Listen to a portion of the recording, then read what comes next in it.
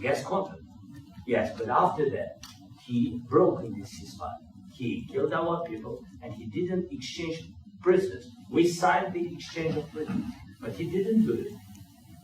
What kind of diplomacy, JD, you are speaking about? What do you mean? I'm talking about the kind of diplomacy that's going to end the destruction of your country. Yes, but if you Mr. President, with respect, I think it's disrespectful for you to come to the Oval Office and try to litigate this in front of the American media. Right now, you guys are going around and forcing conscripts to the front lines because you have manpower problems. You should be thanking the President for trying to bring it into this conflict. Have you ever been to Ukraine? Did you say what problems we have? I have been to. I've actually watched and seen the stories, and I know what happens is you bring them on a propaganda tour, Mr. President. Do you disagree that you've had problems bringing people in your military? And do you think that it's respectful to come to the Oval Office of the United States of America and attack the administration that is trying to prevent the destruction of your country? A lot of questions. Let's start from the beginning. Sure. First of all, during the war, everybody has problems. Even you, but you have nice ocean and don't feel now, but you will feel it in the future. God bless. You don't know that. God bless. You don't God know bless. That. You will not have war. Don't tell us what we're going to feel. We're trying to solve a problem. Don't tell us what we're going to feel. I'm not telling you. Because you're in no position to dictate that. That's exactly what you're doing. You're in no position to dictate what we're going to feel. We're going to feel very good. We're going to feel very good and very strong. You're right now not in a very good position. You've allowed yourself to be in a very bad position, and he happens to be right about it. From the very beginning of the war. You're not in a good position. You don't have the cards right now. With us, you start having cards. But right now, you don't. Yeah, you're playing cards. You're playing cards. You're gambling with the lives of millions of people. You're gambling with World War III. You're gambling with World War III. And what you're doing is very disrespectful to the country, this country.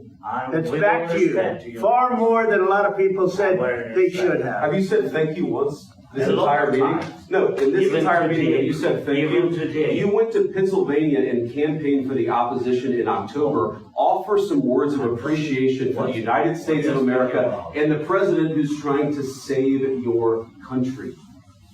Please, you think that if you will speak very loudly about the war, he's not speaking loudly. He's not speaking loudly. Your country is in big trouble. Wait a minute. No. You've done a lot of talking. Your country is in big trouble. I know. You're not winning. You're not winning this.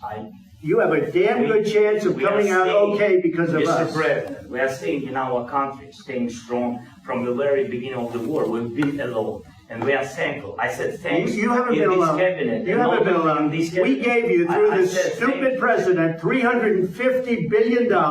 We gave you military equipment, and your men are brave, but they had to use our military. If you didn't have our military equipment, this war would have been over in 2 weeks. In 3 days, I heard it from Putin. In 3 days. This is something maybe less. In 2 weeks, of course, yes. It's going to be a very hard thing to do business like this. Again, just say thank you. I said a lot of times to American people. Except that there are disagreements, and let's go litigate those disagreements rather than trying to fight it out in the American media when you're wrong. We know that you're wrong. But you see, I think it's good for the American people to see what's going on. I think it's very important. That's why I kept this going so long. You have to be thankful.